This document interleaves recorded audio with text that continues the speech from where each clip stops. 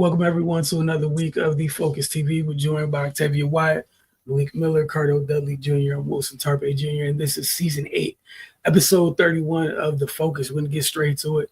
The Washington Mystics, they're coming off a rather exciting win this past Sunday. Go ahead and get that up there for you guys. But they had a good overtime. We went into great detail on Sundays, the reasons why maybe it shouldn't have been necessary.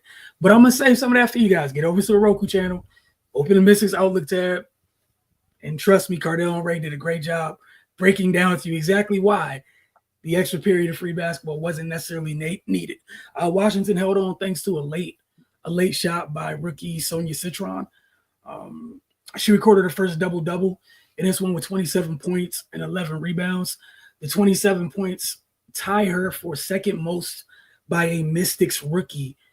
She is tied with two great players who have played for this franchise, and Elena Barrett and Nikki McCray. She also became the first rookie in franchise history to have a 25-point, 10-rebound performance. So keep that in mind. All the bigs who have played here as rookies, she did something no one else has done again, and she's not a 4 or a 5. That said, she wasn't alone as the only youngster chipping in production-wise in this one. Kiki Ariafin also had a good outing, 19 points, 7 rebounds, and 6 assists. She also had 5 steals in that game. Kiki became the third player in WNBA, third player in the W this season to record at least 15 points, 5 rebounds, 5 assists, and 5 steals, joining Nafisa Collier and former Mystic Natasha Cloud. She's the first rookie in Mystics history and the first rookie this season to reach these marks in a game. Shakira Austin, as you guys see, they're big in this one. She's strung together a couple of really good games since she's returned to the starting lineup. 21 points, 7 boards, a block, and a steal. Austin has now scored 20 points in her career in consecutive games for the first time in her career. So shout out to her for that, with her getting her legs underneath her as she's returned this season. Again, get over to the channel, not only for this game in terms of Mystics Outlook, for past games as well. Tonight, Washington is currently hosting the Minnesota Lynx. They're down 10-4 at the moment in the first quarter with 5:54 to go. Mystics Outlook, folks, we will talk to you all later this evening. Ray's in the building, so we'll catch up with him and see how the Mystics fare as they take on one of the better teams in the WNBA tonight, the Minnesota Lynx. And that's the shot from Sonia Citron that sealed that very, very tough game for Washington. Cardell, you were busy this weekend. Let the folks know what you're up to. Yeah, I was at the Matha Catholic High School. It was the official DMV live period. I know I had the previous weekend I was at DMV with the warm-up, but this was the actual DMV live period showcase. It went on from Friday to Sunday, pretty much. From like 8 in the morning until about 9:30 at night. Had pretty much every college program you could think of in the building. From the Blue Bloods, the Dukes, the Kentuckys, the UConns and all that, all the way down to the low majors, local low majors and whatnot. D2, D3s, walk around. We know what the DMV is in high school basketball, man. So coaches were just doing their due diligence to see the talent on hand. Obviously, there are some great battles, some players that really jumped out. Some teams that really put everyone on notice that they're going to be strong this upcoming high school season. And then there was some under the radar kids who burst on the scene, man. So that's what you live for, honestly. You want to play in front of a who's who of coaches as if you're a high school player, especially now.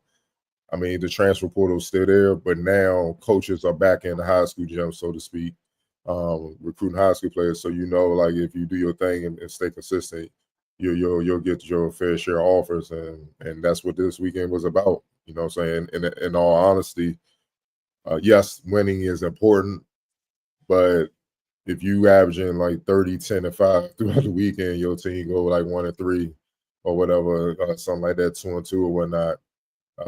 I think you still gonna get offers regardless, you know what I mean? So yes, they want to see winning effort, but I don't think college coaches are judging that too much right now. that's for later on in the season when the fall and winter come. But with that being said, man, it was always standouts under the radar players, man. I'll put that in the new issue that I just dropped today. For those who stood out, for you to check it out, just go to finestman.com, click on the issue, and just read it, and then you'll see who stood out. Folks, you can go check out the latest issue, Finest Mag, and also don't miss the list of standouts, man. Again, I will keep saying this each and every year, every time. Spend a weekend in the gym, you learn some names that you remember, and then several years later, you're not surprised when other folks around you like who this is or how they came to be, or why they're on the radar. Ricardo gives you a great opportunity to hear about them a little bit early.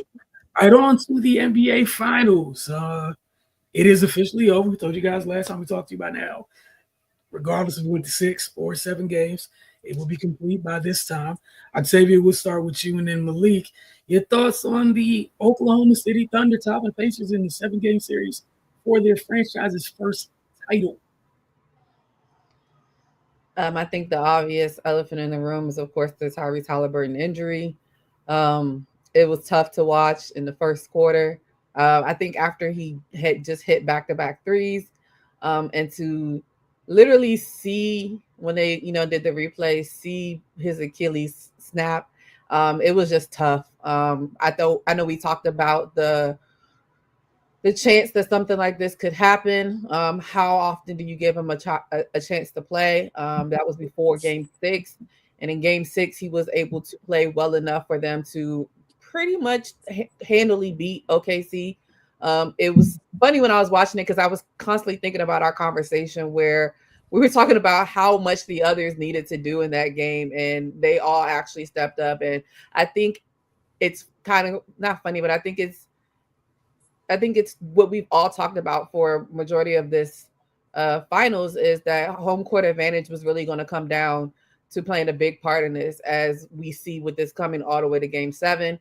To wrap up the Tyrese Halliburton of it all, hope he has a speedy recovery. It's going to be tough in the East with three superstars in the East all down with an Achilles injury. Coincidentally, they always number 0, which I thought was eerie, but that's just me. So it's just tough to see that happen, knowing that it happened literally in the last game of the season. So it's going to be tough to see him get back in good shape to be able to even contribute to them next year. But yeah, outside of that, the Indiana Pacers fought as hard as they could, even with Tyrese going down in the first quarter of Game 7. They were very much in the game for the first half, but you could see that as time went on, Oklahoma City just wore them down. Chet Holmgren, Jalen Williams, Shai, SGA, and of course Alex Caruso. I just feel like he was everywhere in this series, and they literally just crowded them to the point where there was just no opportunity for them to really get into a good groove. And also shout out to TJ McConnell. I think he did his best as well in this series to try to pick up the slack, especially with Tyrese Halliburton going out. But I think this finals taught us how deep teams are going to need to be, as well as the one thing that I feel like all of us on this show preaches, the need for defensive players. Like these two teams are defensively sound. And that's why, to be honest, that's why this series went all the way to Game 7, because each team defensively, they knew when they needed to step it up. Now, granted, don't get me wrong, they both didn't play great defense in every single game, but when it was needed and it was necessary, they both stepped up. Unfortunately for the Indiana Pacers, and fortunately for the Oklahoma City Thunder, they were able to turn it on longer in the last game of the season and win the championship. I think it's great for them. I think that, with them, correct me if I'm wrong, being the youngest team in the league to be able to do this, to be the best team from start to finish. Of course, they had a little bit of test within their run to win the finals. But the biggest worry was, could they actually really get it done after, of course, the failure of last year? But I feel like we always underestimate the fact that a lot of these teams do have to fail before they actually get over the hump. A lot of these teams, you talk about Boston 2 years ago, how many times they failed as close as they could get to it, and then they finally got over the hump. Luckily for OKC, they were able to really do it in a year, and as opposed to failing, in the Western Conference last year. But they did it the right way. Yes, they Stockholmed a lot of first round picks, but they built a lot of their talent up. They put a lot of good vets in that they needed. The addition of Isaiah Hartenstein and Alex Caruso proved to be very, very, very good for them in this finals. And they all you can tell they all play together as a team. Shout out to Shea for being the first player, I forgot when they said since, to win Western Conference Finals and MVP of the league as well as MVP of the finals. He had a hell of a season, and now it's on to the off season. And now I'm not saying that this year they weren't the hunted, but they're definitely the hunted now. I'm sure we're going to get into, of course, all the moves that have been happening before the draft tomorrow, because a lot of teams are starting to gear up because now they know that this is the team that they're going to have to beat. So I'm excited, for them, especially with Oklahoma City with, I won't say turmoil, but the tough road they had to get to the finals. A lot of people always laugh at the fact, y'all had KD, James Harden, and Russell Westbrook in their prime, and wasn't able to do this. So kudos to them for getting over the hump. I'm excited to see next season. I'm ready now for the draft combine, summer league, and to kind of get everything up and running to start it all over again next year. Lee, your thoughts on the finals now that it is over? Now that it's over, I would like to give my condolences and my flowers to both teams. First, the Indiana Pacers making it to 7 games against the Oklahoma City Thunder, as well as just in the first segment of the first quarter, like Octavia said, Tyrese Halliburton just going down, and them just being a strong team throughout all of the playoffs, whether it be the first round against Giannis or the second round beating the third round Eastern Conference Championship. They've been resilient the whole finals, the whole season, honestly. And then the Oklahoma City Thunder. When you make it as simple as possible, the best team in the regular season was able to be the best team in the postseason. And a lot of seasons we aren't able to get that.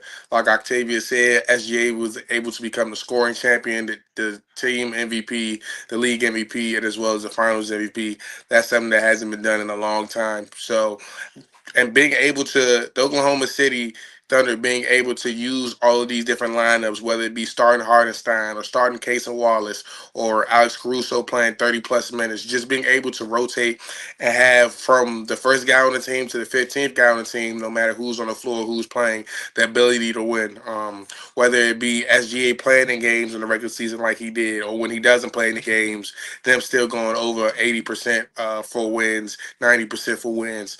Just being crafty. This OKC team is legitimately one of the better defensive teams ever to play. Like, whether it be deflections, total steals, total turnovers, points off turnovers, they were scrappy. The additions of those guys, the draft picks, like Octavia said, homegrown, Jalen Williams, Chet, trades, draft picks, trading away Paul George to get this load of people. To how is this is the trade of Paul George? Is this finally meet this fruits of his labor? They also have about 4 to 5 more picks in the draft. So Oklahoma City is definitely stacked. Whether with the assets they have and the resources that they have at their ability and disposal. So it was a great series. The best team won. A team that a lot of people didn't believe in were able to come and show that they were able to fight and make it this far into the run, being 7 games. The Indiana Pacers, they sent some teams home, and they put a lot of people on notice. Ardell, your final thoughts? I know we talked the other day immediately after the finals had ended. Yeah, man. It's just OKC just made less mistakes when it mattered most, man. We talked about the turnovers. You could say Halliburton, it went down, and the Pacers fought. They fought. He inspired them. They fought. But at the halftime, it was just over. OKC went piranha mode with their defense, and it was just turnover after turnover after turnover. If I remember correctly, in the third quarter, they turned Indiana over 8 times and scored 18 points off of their 8 turnovers. Outscored them 34-20. That's a ball game right there. Like, they outscored them 34-20 and won 103-91. it was over after that. 3 came from TJ McConnell. He had 7 in the game, and that's what hurt him. The thing that they missed with Halliburton the most outside of scoring is he knew how to control the game and kind of match SGA with, imposing how their style of play on the game and knowing when to go fast, when to slow the game down, knowing when to get guys shots, just being a point guard. And when he went down, they didn't have that anymore. You had guys filling in, they could do it in spurts, Nembhard and TJ McConnell, but it's hard when that's not your role to just step in that type of role in Game 7 on the road of the NBA Finals. Your nerves, your focus is just making sure you do what you play, you maximize your role. You know what I'm saying? Now, all right, we got to pick up the slack for our best player. Like that's just a tall order, man, especially on the road. And then, once OKC pounced on them in the third quarter, it was all she wrote, man. And it's definitely a new precedent because having a roster of top-heavy superstar players is not going to get it done. We've seen over the last few years teams with that type of roster construction fail miserably. The latest example being the Phoenix Suns. That's why you see KD got traded to Houston, and you know what I mean. So many other Boston trading key pieces. It's just the tax haven has a lot to do with that. But regardless, man, it's just hard to win like that. KD again, him with Harden and Kyrie up in Brooklyn and stuff. It just because to have the roster, you got to pay those guys so much. It leaves very wiggle room for depth, and you need a complete team to win nowadays to even be able to compete. And the beautiful thing about this finals is people have to actually watch the games again. You can't just watch the stars and who they promote and think you know what's going on, because you missed the boat with not just with the current NBA champion. The Indiana Pacers are damn near just as deep, and people didn't realize that. That's why when the finals was said, we was like, yeah, this is gonna be a good series, because OKC is deeper by a couple players. Because in regular season, they literally had a 14, 15-man rotation, which is ridiculous. They got consistent minutes. They shortened it a little bit in the playoffs, man, but those guys all had their moments regardless. And the beautiful thing of having depth like that throughout the regular season, they're used to playing. And that's development, that's rhythm, that's confidence, and that's know-how, and that's valuable experience. So you get in the playoffs, it's not like you basically cold turkey. Hey, go in there and figure it out. It's like, man, I ain't played all year. What do you expect? You know what I'm saying? Like, now you like, I know what I can do. You confident. You know what I mean? And that's what you saw with them, the OKC, the champs, and Indiana Pacers, man. You know what I mean? Look, man, it's just beautiful. So if you don't have a deep roster of guys that understand their roles and are smart and willing to defend, that's the other thing. You got to play defense again. It ain't enough to just be able to shoot threes and dance and get to. You got to be able to defend. If you don't have that, you have no chance no more. I don't care how good your offense is. I don't care how much you can score. If you don't have depth, because the depth, like if you go against the OKC or the Pacers when they're healthy, they're just going to wear you down. And you saw that throughout during their playoff run. Like you saw Indiana do it to the Cavs. You damn sure saw them do it to Knicks.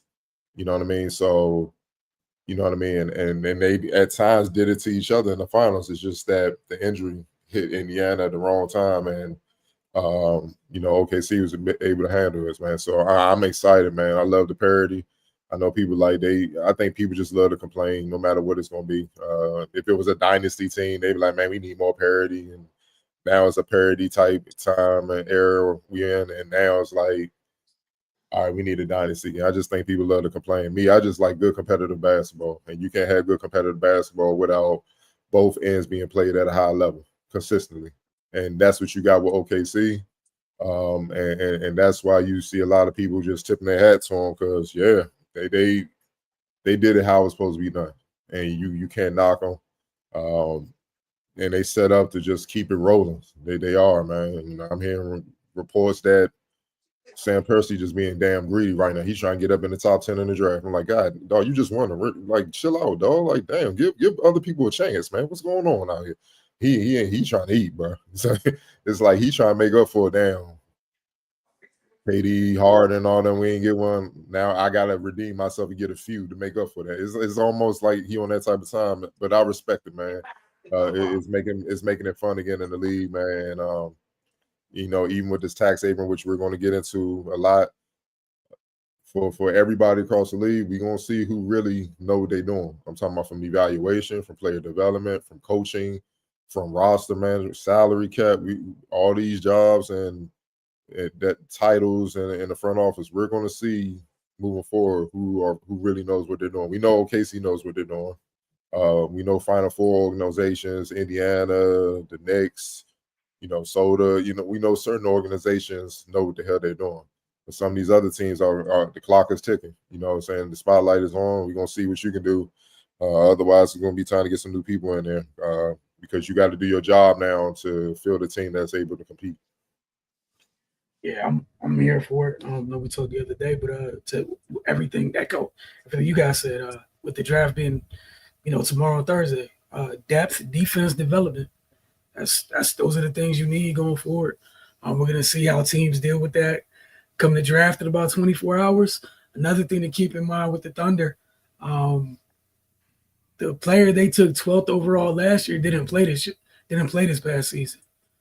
They got another huge guard, Nikola Topic, should be joining them this year, which is absurd. Cardell talked about the rumors they're allegedly trying to get in the top 10. And again, with that apron, which we'll get to, you want to talk about like pre-planning? That's what the Thunder are on right now, which is absurd. But hell of a job by them. Great run by the Pacers. And it's going to be fun watching how people have to reevaluate the way they build rosters. Because you can't do it the other way, be super top heavy, and it's over. We saw the Thunder give the Nuggets give the Thunder everything they could possibly handle. But this version of the Nuggets didn't have any depth. If they had some depth, this is a different story we're talking about. Because they couldn't deal with when Joker was on the court, no answer. Hartenstein, Hogan, whatever, those little memes. But it'd be like whatever, still, whatever in 7. That's how we would have been talking about if the Nuggets had some depth. Because that's how Jokic was walking through that front line. He did not care. He had Hartenstein come out to the deep water. I got something for you. For Chet, let's go down into the block. Got something for you. For you to help her, I got something for you. They just didn't have depth. Like this was the Nuggets scene with Bruce Brown, Uncle Jeff, and whatnot coming off the bench. I don't know if OKC has their first title, but this is what this is. But again, this is what the Nuggets did. That's why they fire people, because they have not replenished their depth, and it cost them. Look what it cost. You still have one of the best players in the league. No depth at all. And those superstar teams so top heavy, and then not only are some of them top heavy, they just built incorrectly. Sometimes it's all big names don't fit. Everyone can't play with everybody.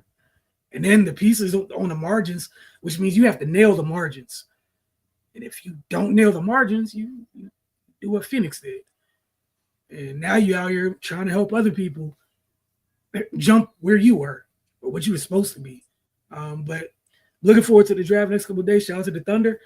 Guess we're going to get straight into taking the lead. Cardell, what you got for us? Yeah, man. A whole bunch of trades to go get started with on the NBA side. Kevin Durant. The Phoenix Suns traded Kevin Durant to the Houston Rockets in exchange for Jalen Green and Dylan Brooks. Phoenix also received the number 10 pick in tomorrow's draft and 5 second-round picks as part of the trade. The deal will not officially go through until July 6th due to a restriction in Green's rookie extension, which he signed last October. The second-round picks in the trade was stretched to 2032. Octavia, your thoughts on KD joining the Rockets, man? I mean, I feel like I have mixed emotions about it just because I don't even know how to explain it. I think I think at the end of the day, it's going to be a good trade for both teams. They had to move on from KD. It wasn't working for them. And I think that we all kind of saw the writing in the sky when it came to the Houston Rockets, how they performed in the playoffs and how Jalen Green performed in the playoffs. That it was up for debate that he would probably be the person that would be on the chopping block if said move was going to be made, which it did happen.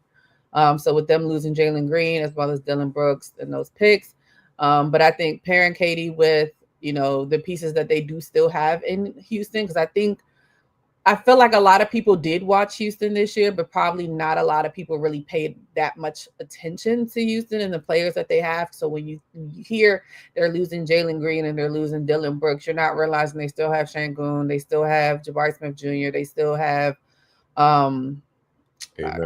yeah, I couldn't remember his name. So I was like, they still have good pieces, and I think the challenge is just going to be if they're going to be able to hold the line on the off chance. And I say off chance with it's been very prevalent, of course, in the last couple of years that Katie goes down for a significant amount of time during the season. I think that's the only thing that they have to really consider, because I mean he's 30, he'll be 37 this year. And he's had a lot of injuries over the last couple of years that have left him with big times of being out. So I think that's the one thing they really have to be able to hone in on. But I think Ime Udoka is a great coach where he's able to possibly hide that if that was to happen. I think him and KD also have a good relationship from the times that they were together in Brooklyn for a little while as well. So I think that works out. And then for Phoenix, I think they move on from the contract that they know they just cannot continue to keep. And knowing that Katie, I mean, he's Katie, let's be real. He's going to go where he really wants to go. And that's what's always happened. And that's what's been continuously happening. So to move off of him, but still get a young prospect like Jalen Green, to really try to get him, more, I feel like more confidence. Coming off of the playoff run, I think his confidence is probably going to be slightly lower than normal. So hopefully he's willing to get back in the gym and work hard. And then, of course, you always have the irritant and Dylan Brooks. He's always going to play hard. He's going to play defense. He's going to be a 3-and-D guy. So I think all in all, at the end of the day, it will work out for both teams. I just don't know to what significance for both teams. But we still know that Phoenix still has a lot more to do when it comes down to what their final roster is going to look like. But I think, for what it is and for what KD has been in this league, I think it'll eventually work out for both teams to a certain degree. Malik?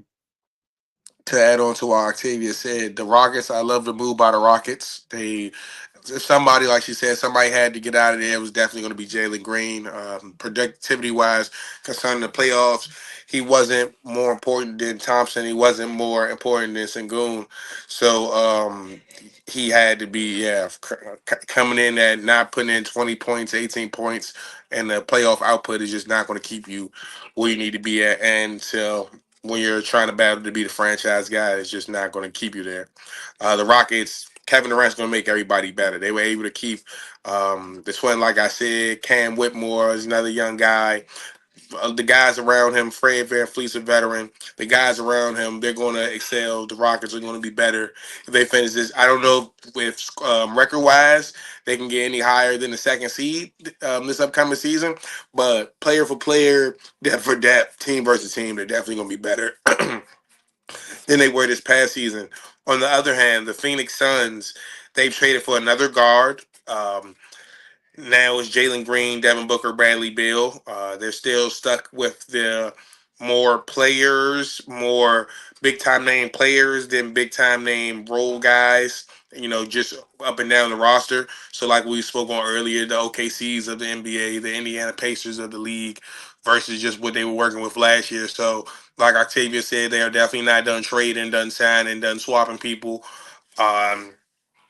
It's really interesting of how they want to do it with Bradley Beal, Devin Booker, Jalen Green. Like I said, how they're going to mesh that if one of them are still on the trading block, if they're still looking to move one or two of those pieces, because the idea of what they had a few years ago being the big three of Kevin Durant, Bradley Beal, Devin Booker, that's over.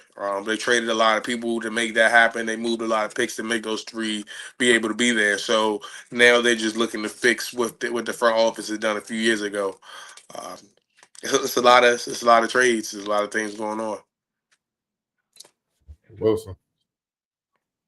I think for Phoenix, I think this is just one of kind of we just the move was inevitable. I think we knew, midway through, wasn't near the trade deadline when they tried to move him. During the trade deadline, I think something about he didn't want to be moved during the middle of the season or what have you. But yeah, with Phoenix, I don't know how many times we've been on here. I know I've said several times. I thought they weren't gonna get remotely close to full value on a trade. One, his age, and then two, it's going into an expiring deal. He has some leverage because he could just not re-up with wherever you send him. The other thing is everybody knows it's only 1 year and you have to trade him. But we can get into how Phoenix got here. That's their business. I guess they got some stuff because they literally were empty as far as draft capital goes. So that's good. You got something, but at the same time, there's a lot of stuff they have to do. As both Malik and Octavia mentioned, we got to check back in with Phoenix, like definitely after the draft to see what things look like, and then after free agency a little bit to see. That's going to be a little while. It's not as immediate as what the picture looks like once the trade happened in principle. I know it officially happens at 6. Whatever it's for the Rocket side, were they second seed last year? It was second seed, powered by what's that? Defense, right? Oh, right. That was the thing they were powered by. So young. But one of the biggest issues they had were, you had Şengün offensively where you could count on consistently, but if you only got one person to count on consistently, they had issues at times just creating good shots against good defenses.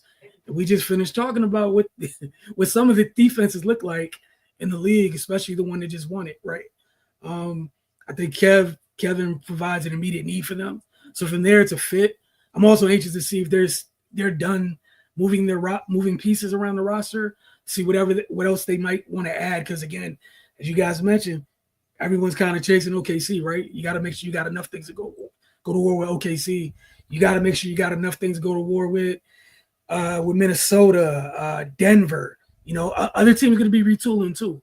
But yeah, on the immediate, I like the fit better for Houston off the early. But they still got. I'm interested to see what they do. I think as of right now, because of the trade, they only have the 59th pick in this year's draft.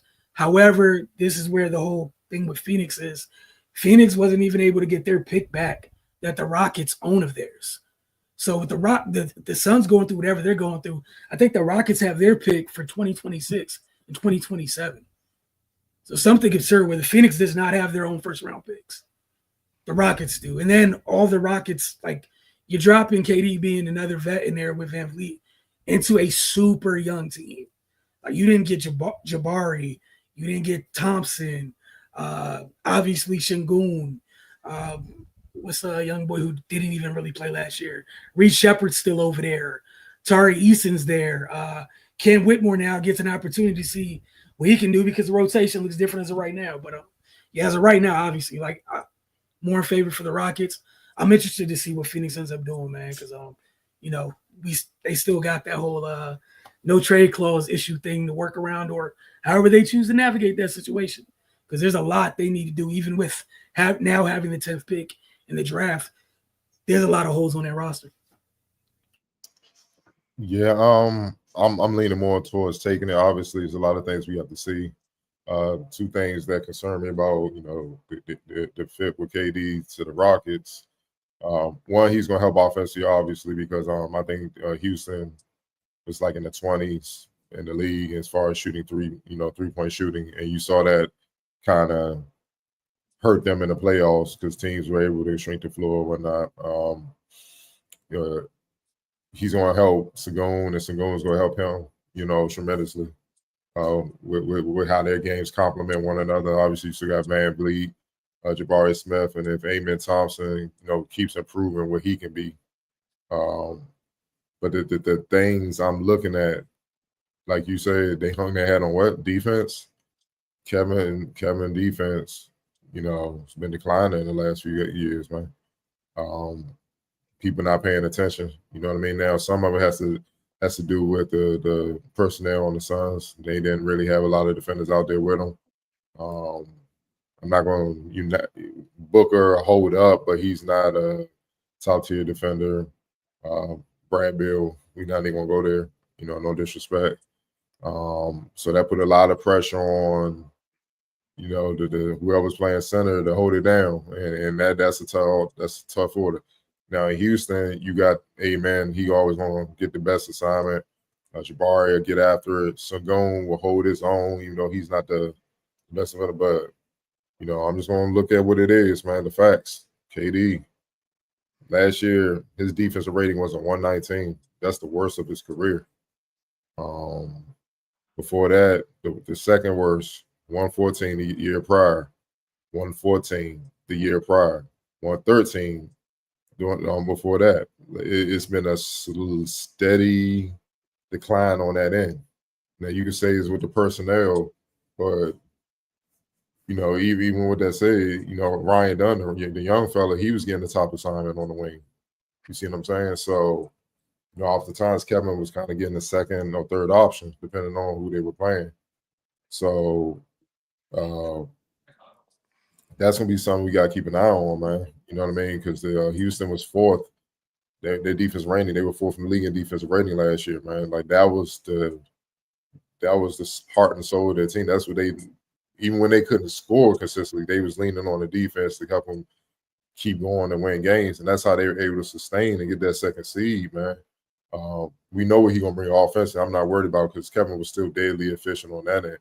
Like, will he be able to guard? Because teams literally picked on him.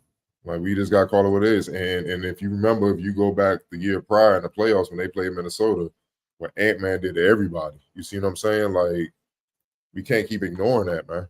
Like that's just, and he's gonna be a year older. You see what I'm saying? Like, now he understands angles. He's smart. He's still a smart defender. He understands angles. Obviously, with his height, 6'10", his length and stuff, he can still play that. But if you're looking at their projected start lineup, Van Vliet, Amen, Jabari, KD, Sengun, out of that five, if you were an opposing coach, who are you gonna pick on first? See what I'm saying? Like, depending on who you have, you might go at Sengun, maybe put him in a pick and roll, but he held up. Like, he was a big part of that Houston defense. And he even said he wants to take another lead with that. He's still able to, younger and getting in better shape and stuff. He's able to. Father Time is Father Time. And KD, I mean, who you going to pick on? Because you're not going to Amen. You're trying to avoid Amen. Jabari gets stops. You're trying to avoid him. Van Vliet is small, but he gets after defensively. So you're not going to attack him. So it's going to be that front court. You see what I'm saying? So we got to wait and see how it goes, how they defend and stuff like that. But yeah, that's just something to look at. In Phoenix, we all know what it is, man. They try to figure it out. They try to get assets and get depth and everything, because the next move is they try to get Bill up out of there. We don't even got to sugarcoat it, man. So they're trying to get a situation where Bill will be able to waive his no trade clause. They have some assets that another team wants, and they can get up from out of that, and they can move forward, continuing to build around Booker and stuff like that, man. Because what we just said at the top of the show, going all in on those three superstars, it cost them dearly. It cost them dearly. They mortgaged their entire future, and then giving them nothing. So they trying to get some of that back, man. So we'll see how it goes. We're gonna stick with take it or leave it. The Celtics, right before we went to air this show, traded Kristaps Porzingis to the Atlanta Hawks in a 3-team trade. Boston sent Atlanta a second-round pick. The Hawks then traded Terrence Mann and their number 22 pick to the Brooklyn Nets. The Celtics received Georges Niang and a second-round pick from the Hawks. Take it or leave it. Moving Porzingis the trade overall. Malik, we're gonna start with you. I don't know really what Boston is doing. They got their best. They got their two defenders out of there in the last 24 hours. What that being Drew Holiday and Kristaps Porzingis. So I don't really know. I know it's some expiring contracts. Drew Holiday being 35, 36. Kristaps Porzingis always, coming in and out with the injuries. But with Jason Tatum going down, at this point, I just think they might just be needing a new cast. They might just be recasting the family tree. they're losing their guys on the defensive end. I understand that they're older and they're in and out of the lineup, but now you're asking for guys like Peyton Pritchard, Derek White, um, I think they have forgot his name, but you're asking guys who are role guys who are more so. If they do have a good game, we can win by even more points to be those guys that we need those points. We need those 15 to 18. We need those steals. We need you to come and show up every day. So, as additionally, with the addition of Jason Tatum being hurt until the playoffs or nearly the last month of the regular season, the Celtics are going to look very different. Jaylen Brown is going to be leading the charge. His supporting cast is going to be whoever is going to be is going to look a little different than the Celtics the last few years. So I definitely think they're putting a little bit more pressure on him to be he's now going to have to play on both ends of the court way more of an output than he's put than the years before that. No Jason Tatum, no point guard that's a great defender, no big that's going to be right there to be the rim protector in the stretch. So the Celtics, they must have the master plan. I don't see it right now. Yeah, a lot has to do with the tax apron. If they would have kept the current team intact going into the next season, they would have had to pay around $250 million just in salary, but they was over the tax apron. So they would have got taxed about an extra $270 million. They was going to have to pay if they'd have kept their same roster, they would have had to pay $511 million, next season. And Tatum's out. There's no guarantee they're going to win. That's a hell of a check to write. I don't know how much money you got. That's a hard check to write. We got to rethink some things. We got to meet, man. We can, I was telling Wilson earlier, I don't care if we had a dream team. I'm like, look, man, ain't Magic and Mike in the center enough? Like, we got to pay all these dudes? Like, we got to cut this down, dog. God dang, man. You know what I'm saying? Like, everybody can talk all that, man. You got billionaires and stuff, but writing a $500 million check, that's not easy to do, man. That's going to take a whole lot of brainstorm. So that's what the situation is. They know with Tatum down, they're not going to be able to, rumble like they would, man. And the owners are like, dog, we're not about to pay this crazy ass tax bill, and we're not even close to winning. So it is what it is. I know you brought up Jrue Holiday. I'm gonna throw that in before we move on to you, Wilson. They also traded Jrue Holiday to the Portland Trail Blazers in exchange for guard Anthony Simons and 2 second-round picks. The Blazers acquired Holiday in the trade that sent Damian Lillard to the Bucks, but later sent him to Boston for draft capital. That's the gist of that trade as well, man. So, Wilson, you taking or leaving it with the Celtics and all? Got to take it because they have no choice. Welcome to tax season officially. They told us about it a couple years ago when CJ McCollum and them came up with this because folks couldn't beat the Warriors. So I want to hear none of them complaining about nothing because your own folks did this and now we're here. Instead of just figuring out a way to get them folks out of the way, you schemed, you plotted, and here we are. And there's another trade that happened today that it's going to be hard for me not to laugh. I might have to turn my camera off when that trade comes because I mentioned it to Cardell. I low-key called it, but here we are. It's tax season. Like, as soon as Jason – look, if Jason Tatum doesn't get hurt, they were going to have discussions, right? Mm-hmm. You know what discussions became easier? Unfortunately, once Jason Tatum went down, I'm sure everybody upstairs, after you took the emotion out of it, you know what we're not doing next year? Is funding this team without a healthy Jason Tatum. Like, the decision to maybe figure out how to keep most of it. Just we got a Tatum, and that's in the garage for a little bit. We got Jaylen Brown right now. You know what Anthony Simons is? Super young, cost control deal at this point. Got to make stuff happen. For Porzingis, I mean, we're getting closer. Cardell been talking about it. Ray's talked about it. We talked about Octavius mentioned over like the last 3 years. At random times, arbitrarily on this show, these discussions have come up. These owners been too quiet. This is why they've been quiet.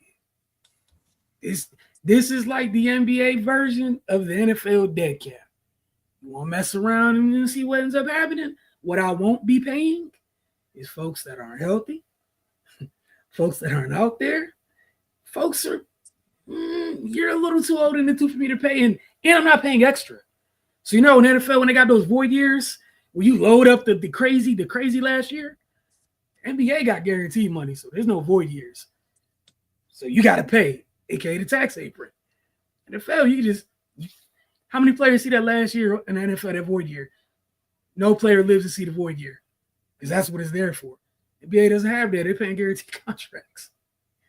You're not paying just everybody, which we got away from over the years, where everyone, the mid-level folks were getting excessive amounts of money. Hey man, we're back. Superstars are superstars, and superstars will be paid like superstars.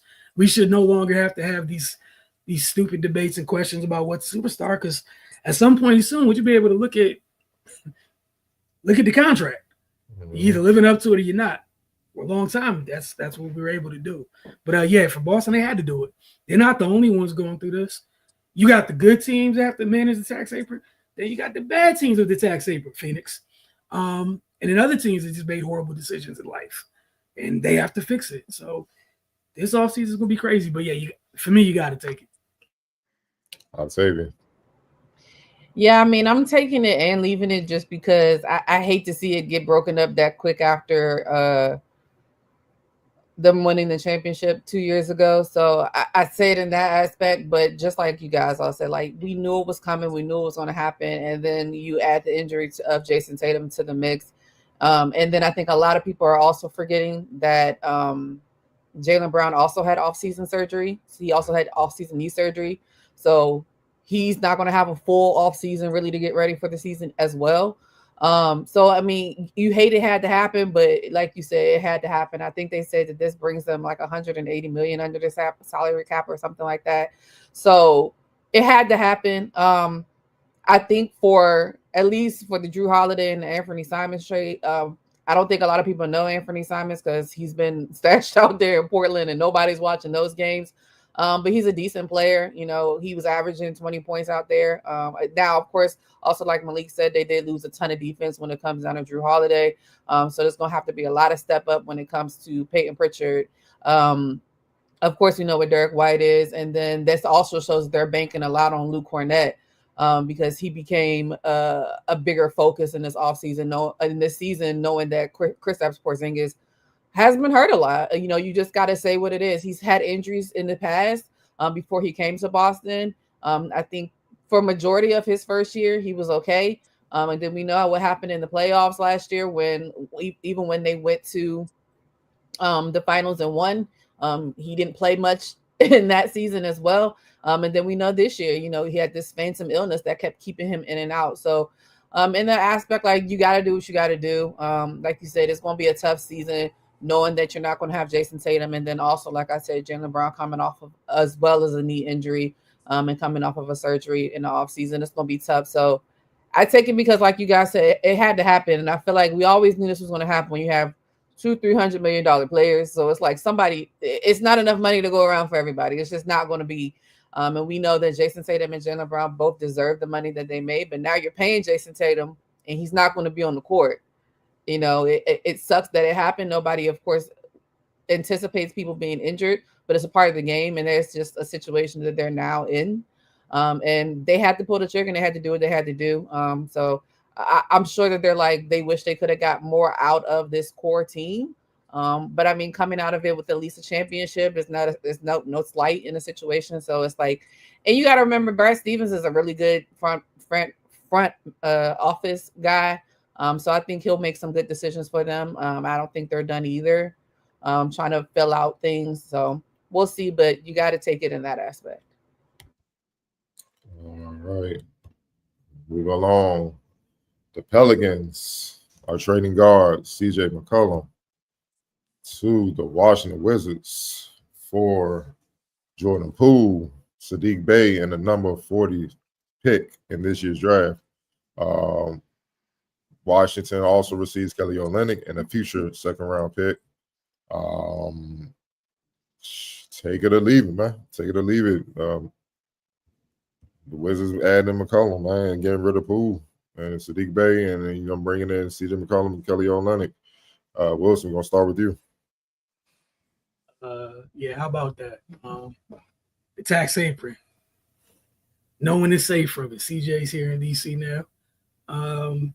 Yeah, I mean, for the Wizards, he adds to the growing list of folks they have on expiring deals going into this season. And again, we just finished up about OKC, how they've been playing the new system in terms of preparing for the tax apron and whatnot. Washington, after this season, is going to be able to go into next year's off season with 100 million plus in cap space to add what they need to add, what they feel they need to add to this team. Who knows, that could coincide with some of the teams who might be moving players that are expensive because they can't afford multiple players that are expensive either way. For Washington, I'm not too shocked at this at all. Also, we kind of saw, I don't know how many times we got on Wizards Outlook talking about that the trio of youngsters they had last year. Yeah, I don't think any of us were shocked. Carter, I can't, I'm not trying to speak for you, but for you, Ray, I don't think any of us were shocked that, Poole was moving again. Like, those kids last year all need more minutes. So if anybody was in the way, check those Cito. Let them do what they're here to do. And the vets that are here, you do what you need to do. Everyone's professionals. Continue to lead and to lead these young guys while they're here. But hey man, it's about growing this core. As Bilal, Alex, Bub, Keyshawn, and Champagne. I want to make sure I don't leave him out. Grow that group, and AJ. I'm sorry. Grow that young group, right? It's great to have vets around, but their job is to help accelerate this, right?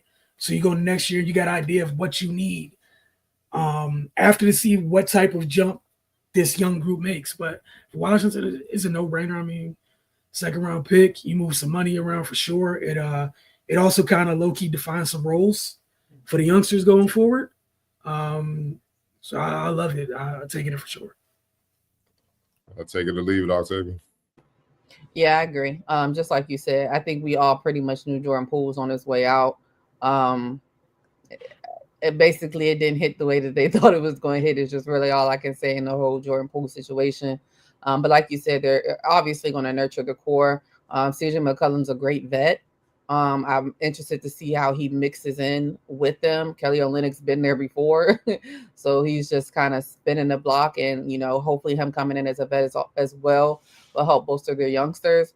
Yeah, I mean, like you said, like I think we all kind of foresaw that something would happen in that aspect because, like you said, Wilson, as well, like you got to nurture the young talent. I think that's the one thing that the Wizards haven't done over the last couple of years. It's been hard for them. They're pretty much in the lottery every year. So I know we got this new regime in their front office there, and you can tell that they're trying to really put together something. It's going to take a while, unfortunately, but they're starting to try to put the right pieces around this young core that obviously showed a lot of promise last year. We know the record didn't show it, but we know that they're young. They're still trying to get in and understand the league and understand how to be better. Then of course they got the sixth pick of the draft this year. So they're obviously bringing in another young player who they hope is going to have a great upside, and just pairing him around some vets. There's really not anything to really be upset about this. I don't think any Wizards fans should be upset because what else do you expect for them to do? So yeah, I wasn't surprised. I'm definitely taking it. Malik, taking it or leaving it? I'm taking it.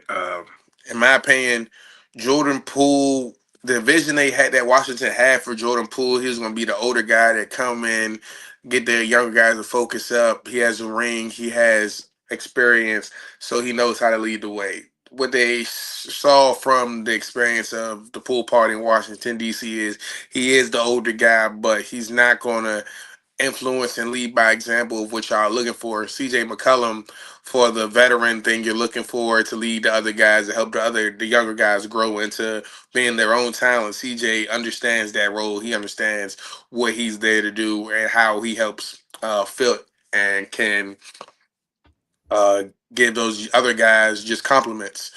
Jordan Poole, him being on the team, 40 more threes, a lot of more highlights, a lot of more, clip farming and things of that nature. CJ McCollum brings a more focused, just a more team. Not saying you can take them more seriously in the win column, but just knowing they're not out there to lose or not out there just doing anything. Like you all mentioned earlier, CJ is also one of those guys that's on the expiring contract. So with this draft and with the next draft, and plus all the money that they're getting, somebody had to move. The play was the right play to make. Yeah, and I think y'all touched on a lot of points, but I think the point that wasn't brought up was they're bringing in professional veterans to help these young guys grow. That, yeah, this may not be the ideal situation for them, but they're on the expired contract. But guess what they're gonna do? Come in here and do their job. And it's not just CJ, it's not Chris Middleton re-up, took his option year.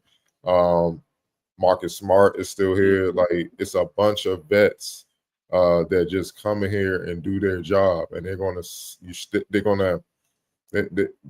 lead by example, and it's gonna take away any excuse for the young boys to act like young boys in the league. You know what I'm saying? Man, how come I ain't getting my minutes?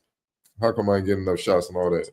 Now these veterans gonna be right there leading by example every day, putting in work, and then they're gonna be like, yo, young boy, shut up. Like, bro, I've been in the Western Conference Finals before. I got a championship. I've been in the final championship before. You don't hear me complaining.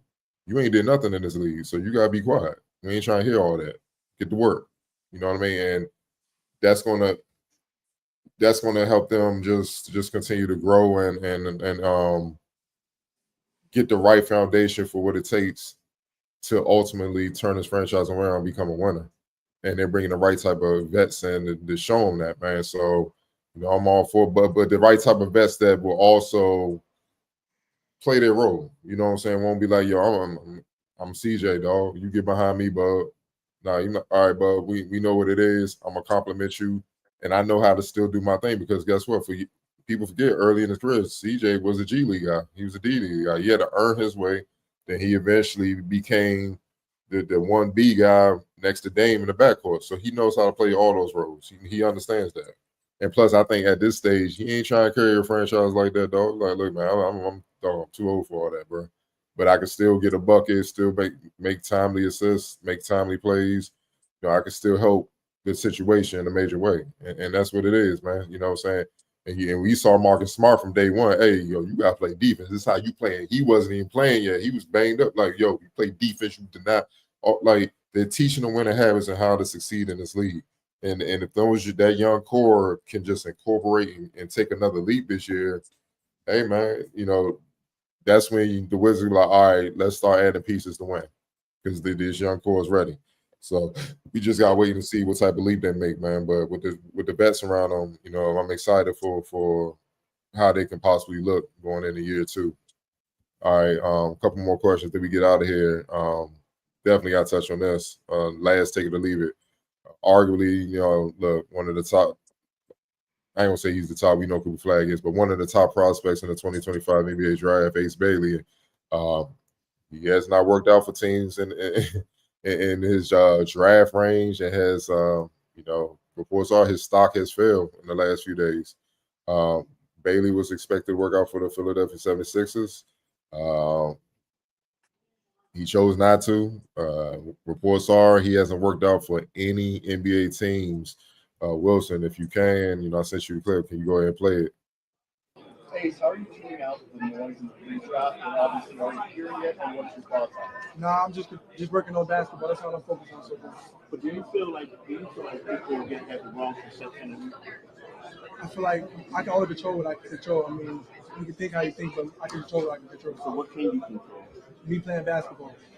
But you could have controlled those with the workout. So I'm focused on basketball. That's what I said. It's basketball. Hey, so how are you tuning out? All right, I heard his response to being grilled about why has he worked out for teams or whatnot. Take it or leave. I'll tell you, we back on you. You taking the leave, and that him and his representatives are like, we don't want to work out for any teams right now, and trying to kind of dictate where he ends up going. Yeah, good luck. I think it is a concerted effort for them not to, because I think they want him to fall to a certain degree to a team that he wants to go to. I don't know what their rhyme. I mean, I feel like every now and then in these drafts, at least in the last couple of years too, we always got somebody that's trying to do an unorthodox method to kind of snake their way where they feel like they want to go. I mean, I can't talk for anybody who does what they want to do for their own life, but to me, it's just like you ducking the work. It's just like it is like if you're that guy that you claim to be, you should be able to go anywhere and have your services used the way that you know you should. Now, yeah, of course, we know people don't always go into the right situations and they don't always work out. And I understand that when it comes down to people trying to dictate their future. But it just seems like it's a lot for, I don't know why. Like this process has been going on for umpteen thousand years at this point, and you feel like you're going to be the one to come in to change up how things have always gone in the past. I mean, more power to you. I'm interested to see how it works out. I think people forget that, yeah, I think players forget that, yeah, they have egos, but these front office people have egos too, so you can sit here and act like you better than everybody and they can walk on past you and you end up being the next Shedeur Sanders. So let's keep it a buck. So it's like, if you want to bank your livelihood and your NBA career, the thing that I'm assuming that you've craved to do your entire career, your entire life, when it comes down to playing basketball at a professional level, at the highest level in the NBA, and now you want to play these games, good luck. More power to you. I hope it works out. But people also don't always put into account, like, your first impression means a lot. And this is really like your first impression on the NBA. And hopefully he's able to, work it out for the better for him. But yeah, I don't know. So good luck to that man. Malik, taking it or leaving it? A little bit of both. I mean, nobody ever knows anybody's what's inside the walls of their camp. So what they're promised, what they're told.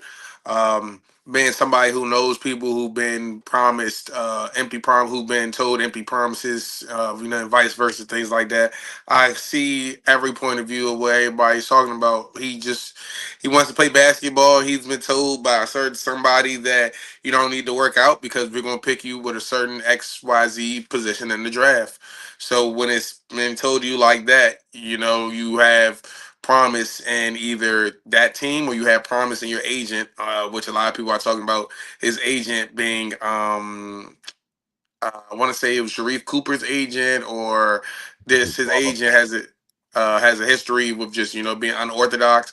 So he's just believing it. He's only 19, 18, 19. He's just believing in somebody that he has faith in, and I can't be mad at him personally. Wilson? I believe it, man. This is a job interview, man. And I know, agents are, they're gonna tell you what they need to tell you, what have you, but their job is their job, your job is your job. Like, it's a job interview. Like, for you to not do anything is absurd. You're not the consensus number one pick. Like, if there was Cooper Flag, maybe we have a discussion, but wait, Cooper's working out and not doing this type of nonsense. So what are we doing here?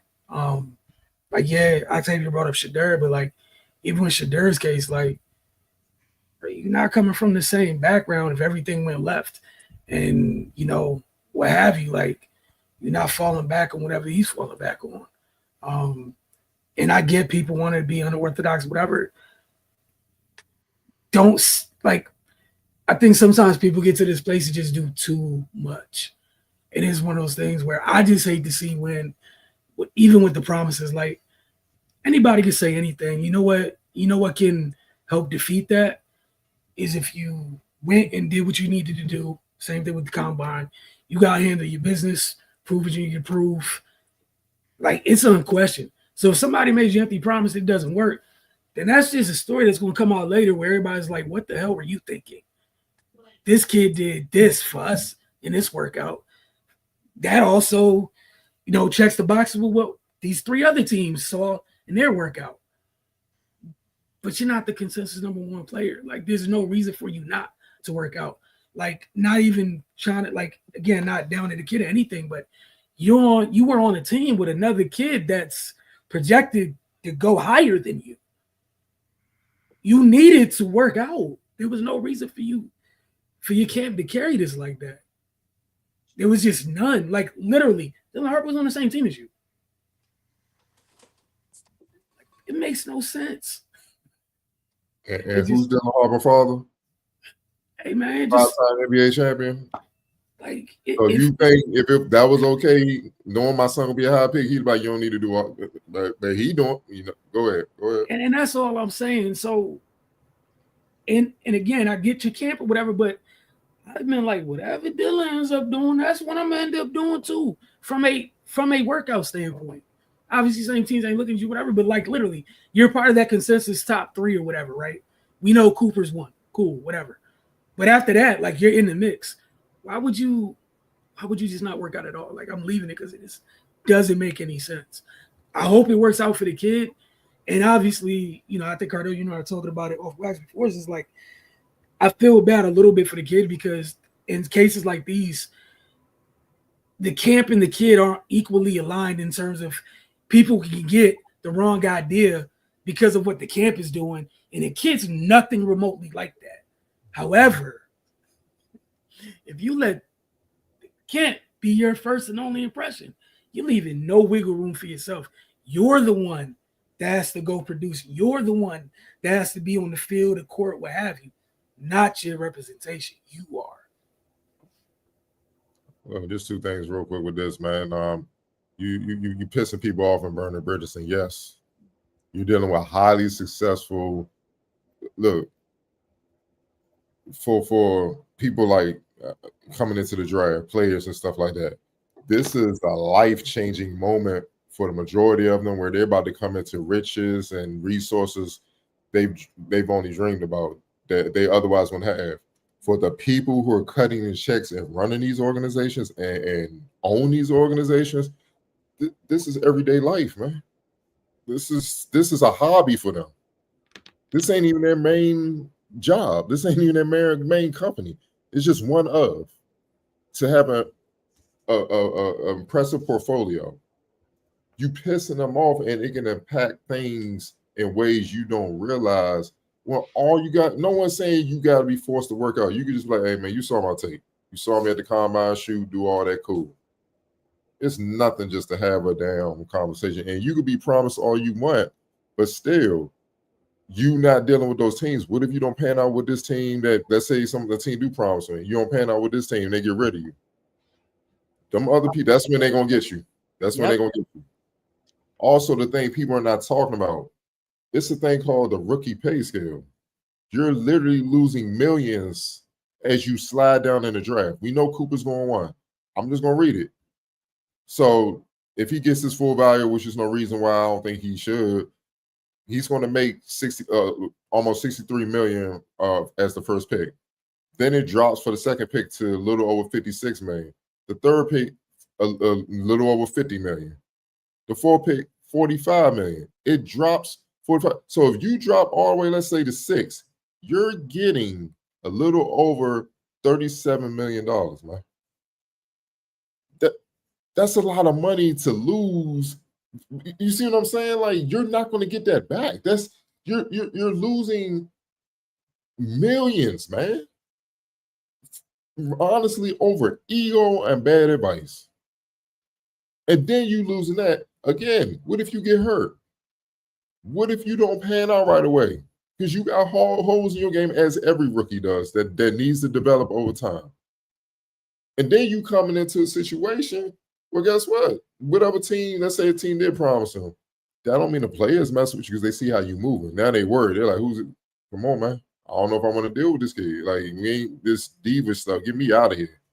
Or who do you think he is? He ain't proved nothing in this league yet. Get to the back of the bus, youngin. You see what I'm saying? So you gotta be careful coming in with all that, man. It don't work. It don't work, bro. Like, somebody said it earlier. I'm echoing out. Dog, Michael Jordan had to go through the dang pre-draft process. LeBron had to go through it. And LeBron was as can't miss as there has been. outside probably Jabbar and Wilt. Wemby went through the draft process. We all knew he was going to win, bro. So who are you? You know what I'm saying? It just is. I hope it worked out for him because he's young, man. You know what I'm saying? No younger than 18, 19, 20 years old. You're not weighing everything. You just don't have enough life experience. But the fact that I'm looking at this pay scale and I'm like, damn, man, I could lose 30 million just dropping 6 spots in the draft. Hell no, I'm going to work out. All I got to do is hoop. And at the very least, I'm going to talk to y'all. Where y'all at? Cool, I'm on my way. I'm on the plane. So we nah, man. It's nothing you could look at where it's just good advice. Because it's too much to lose just to get what you want. You shouldn't be that hard. You feel what I'm saying? So, it is what it is, man. Last one, we're going to get out of here, man. I know this is one that's really going to catch your attention. According to a 61-page document obtained by Pablo Torre for his podcast, Pablo Torre Finds Out, the NFL Management Council encouraged teams to reduce the amount of guaranteed money in contracts during the 2022 owners meeting. Commissioner Roger Goodell gave his blessing to the scheme.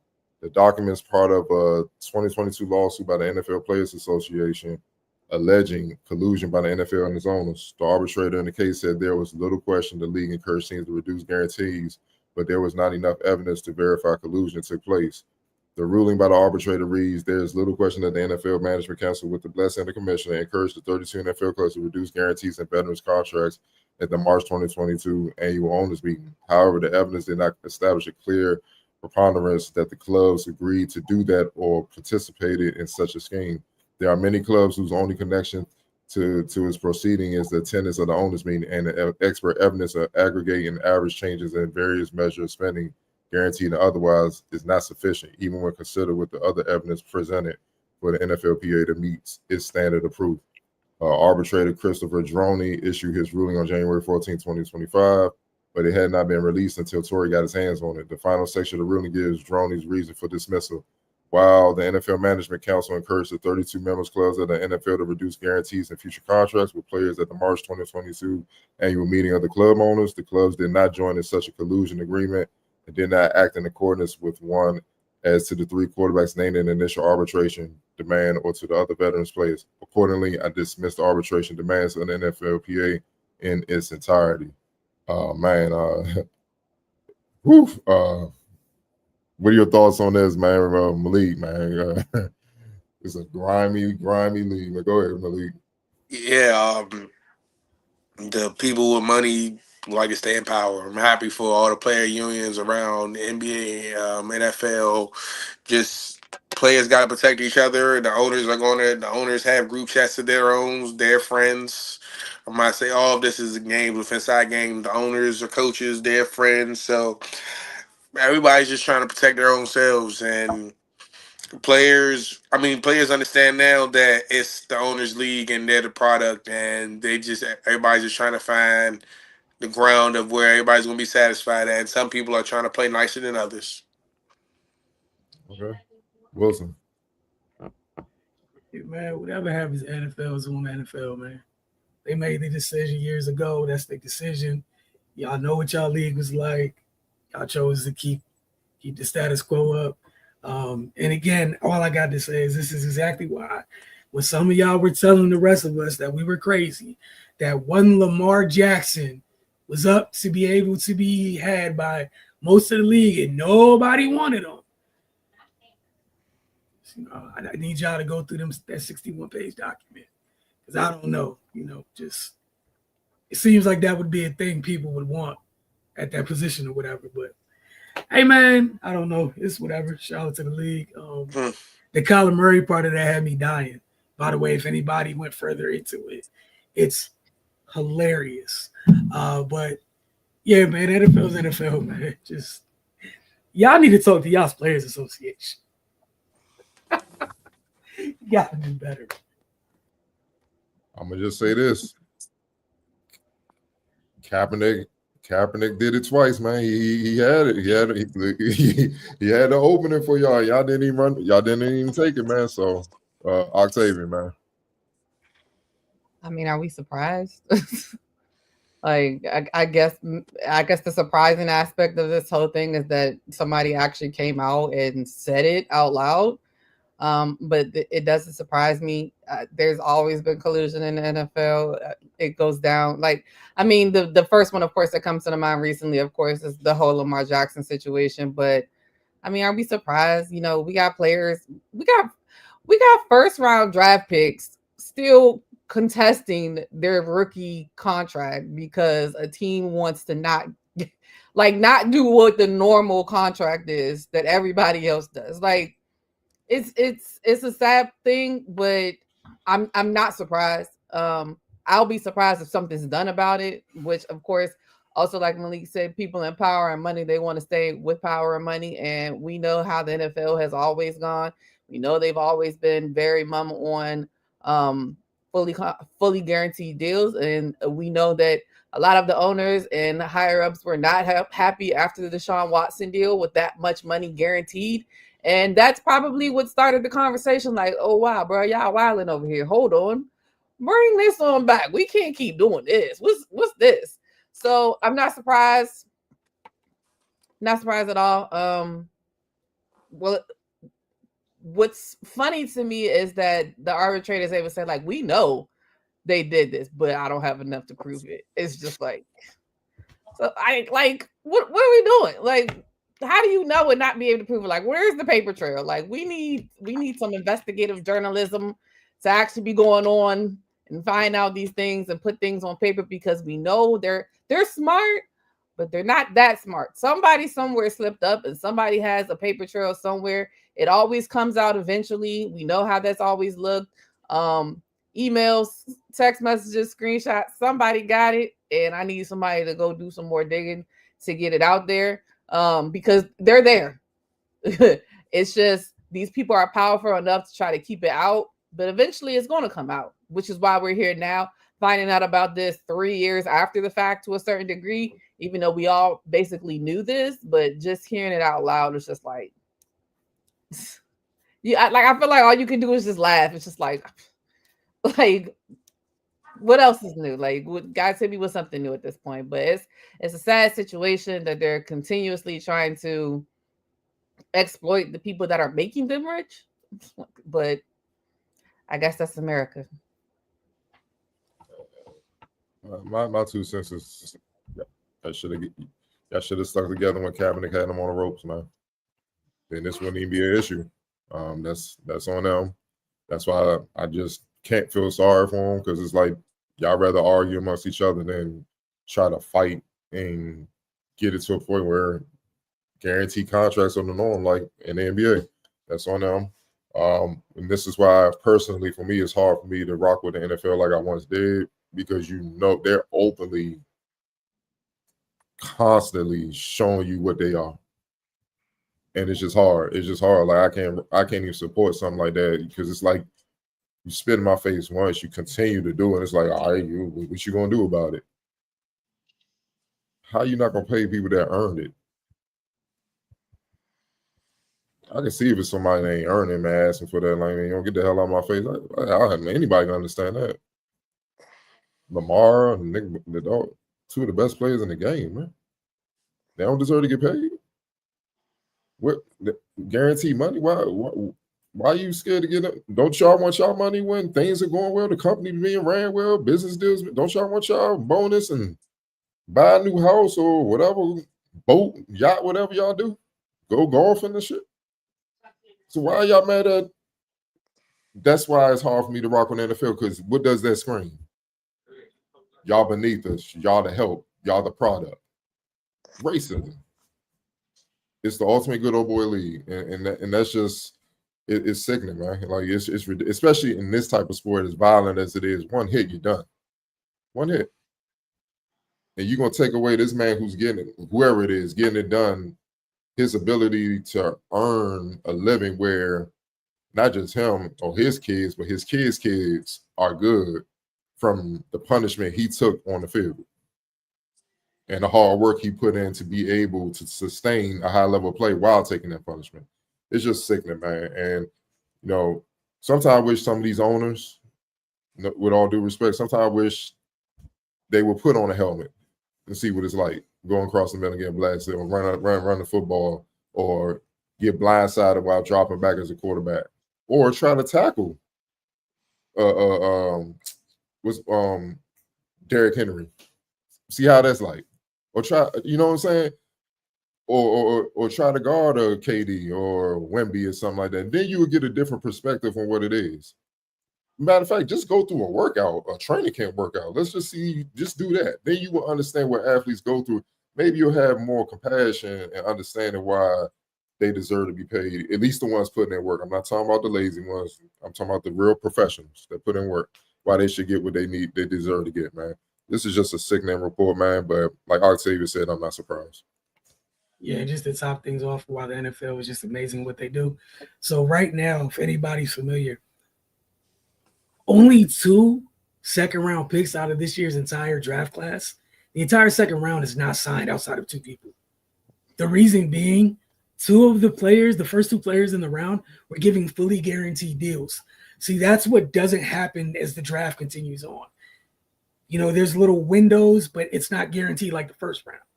So the first 2 picks in the second round got fully guaranteed. So shout out to the rest of the second round players. I don't know why it took forever, but this group of rookies was like, if they can give guaranteed contracts, we want guaranteed contracts. So 75% of the second round in the NFL draft this year has not signed. And we're in the midst of that 40 days between OTAs and training camp. Mm-hmm. Second round picks aren't signed. As agents taking care of them, also NIL kids, they can hold out because they've been making money before. So it's on y'all. That's like second round picks. You would think, you know, obviously 5th, 6th, 7th, you know, it gets dicey, but second round picks, no fully guaranteed contract. That league's wild. All the money it prints. That's crazy. But we appreciate y'all. You have a great week. We'll check in with you later. And I'll definitely keep you guys updated on that second round thing, because I remembered it, and then you guys started talking about the NFL and obviously how wonderful it is with how allergic they are to guaranteed money. And it made me think of that again. And so I just went to go look it up to double check it. Yeah, 75% of this year's second round class is yet to sign. Gotta love the NFL. See y'all soon.